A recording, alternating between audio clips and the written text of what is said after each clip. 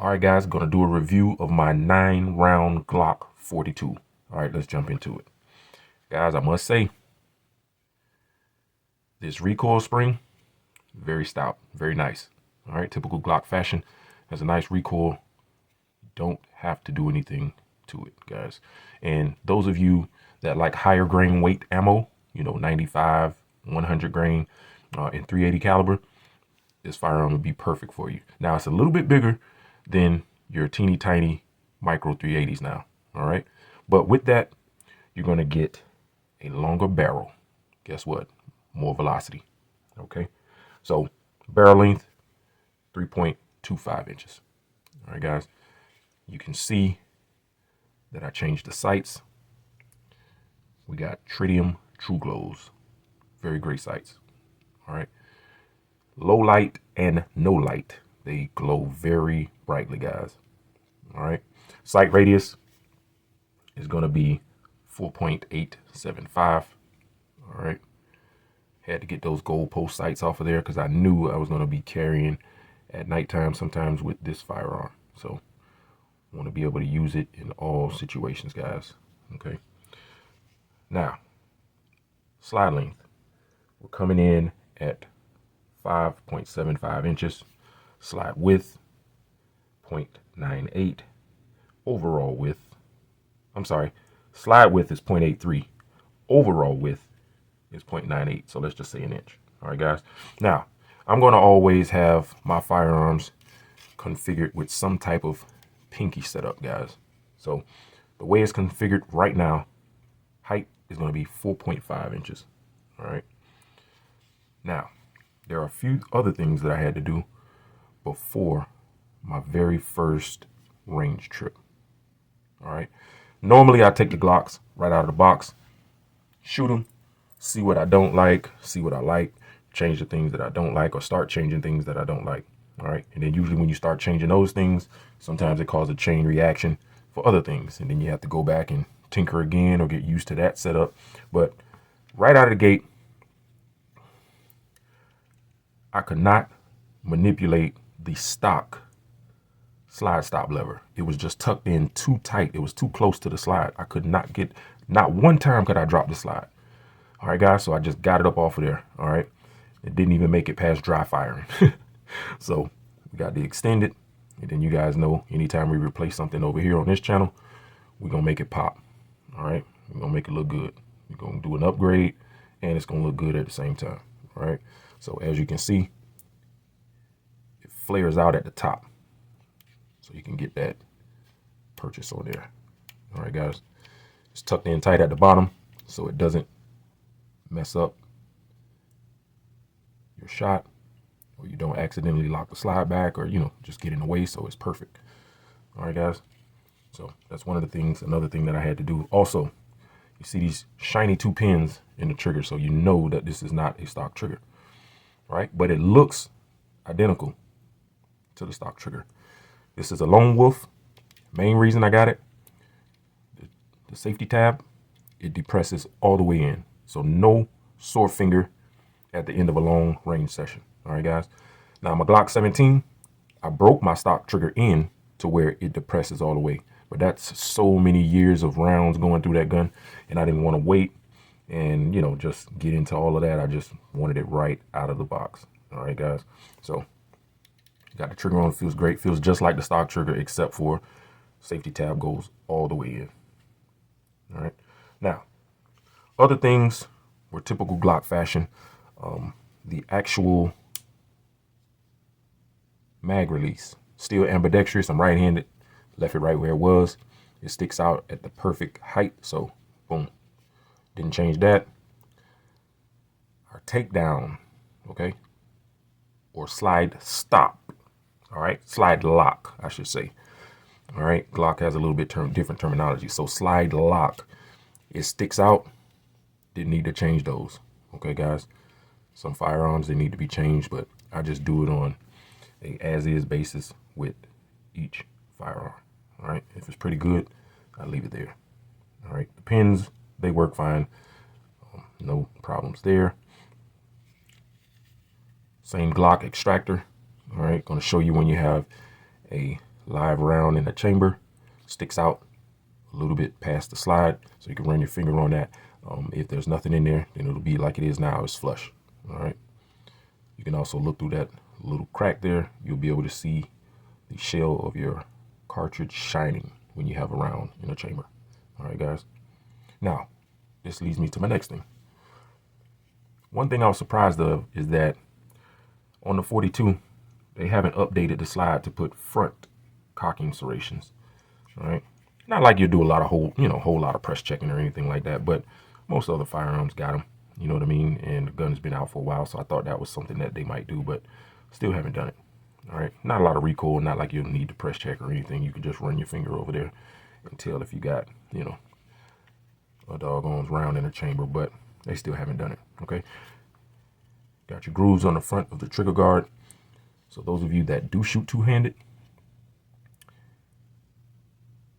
you can put your first finger, all right, and pull towards you, and it keeps the muzzle from rising. All right, guys, a little technique that I use.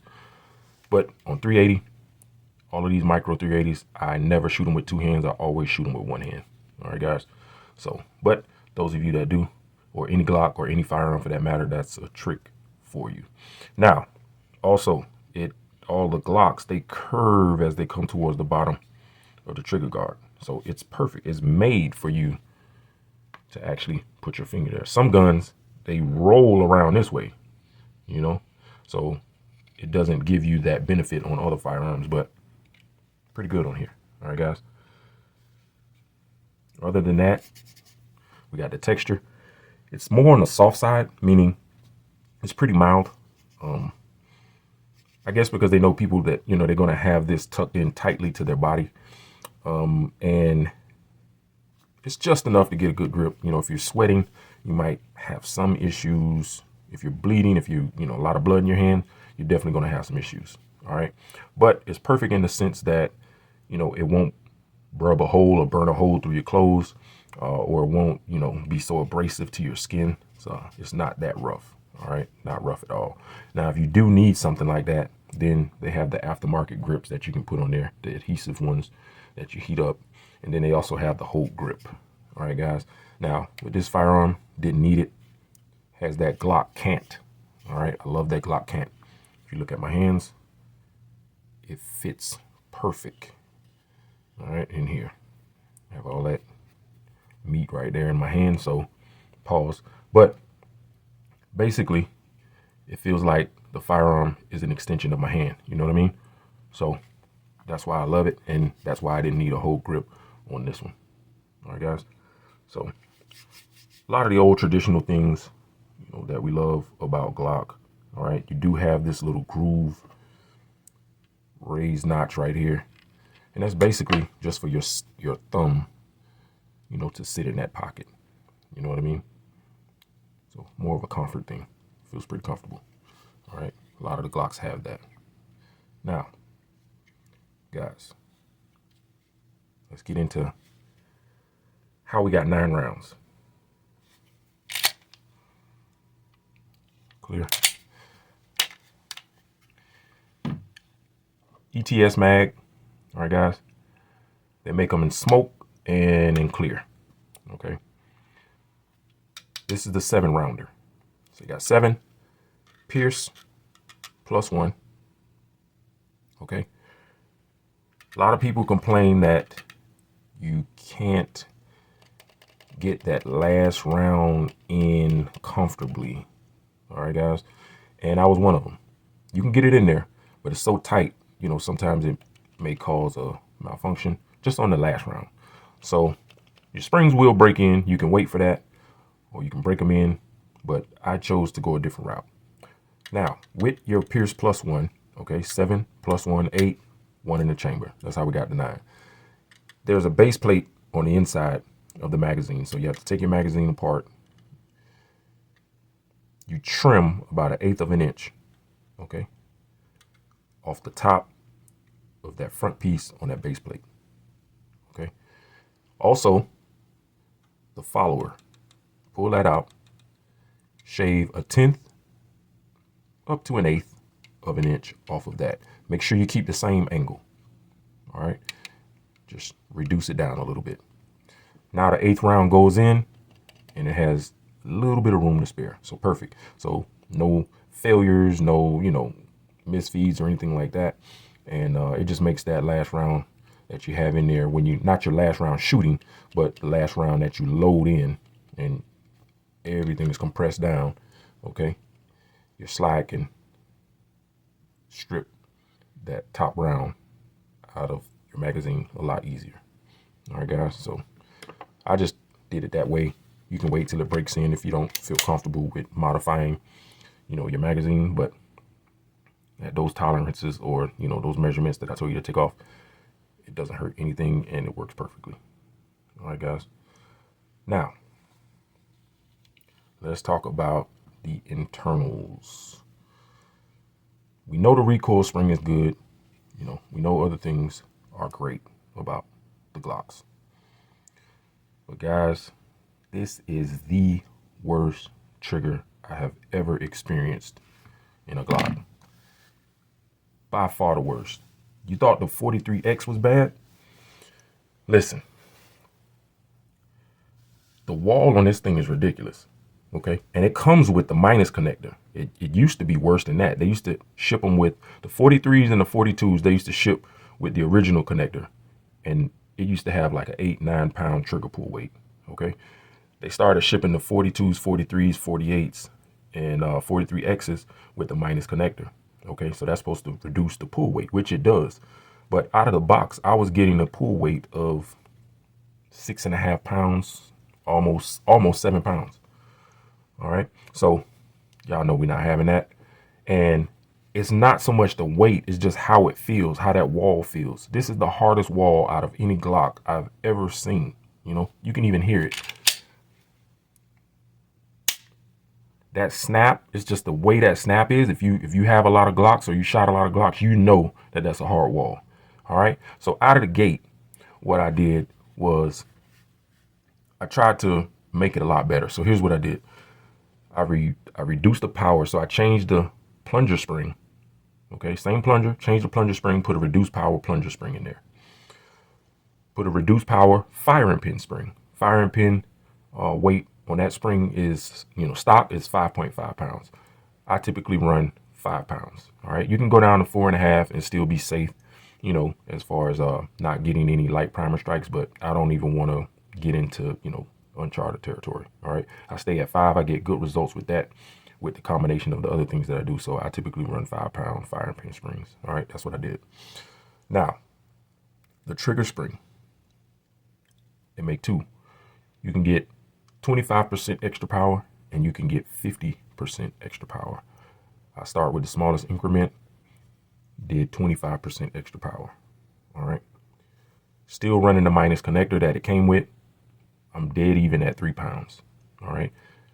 Dead even at 3 pound trigger pull weight. So you would think with that trigger pull weight, that would have solved it, but the wall is still there. So it helps. I shoot a lot better with it, but sometimes when I'm shooting fast, it pulls me offline. All right. And what it is you have an ejector housing. It's triangular. It sits back here. You have an ejector housing, okay, in the firearm. Glock changed the way that the bottom of the sear attaches to the spring. Okay. Before, like I would say Gen 4, Gen 3, and, before that, it was kind of like a pull type spring, right? It attached to the back of the ejector housing and then to the bottom of your sear or your trigger bar. Now it attaches to the front of the ejector housing, okay? And it's more of a push type style, okay? And once you break it apart and look inside of there, you'll know exactly what I'm talking about.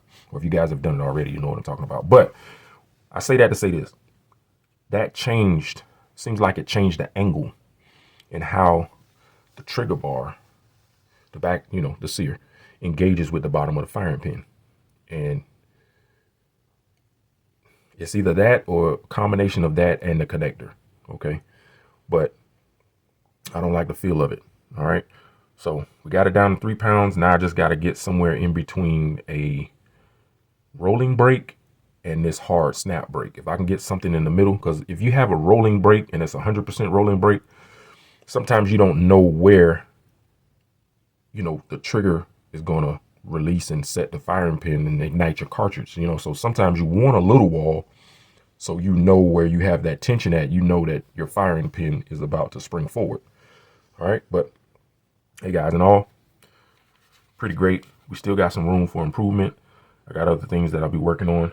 All right. I'll bring them to you as I go through them, guys. But pretty great little firearm here. And you can shoot plus P. So those of you that like plus P, you can shoot plus P. So you get more velocity with plus P. And also that longer barrel.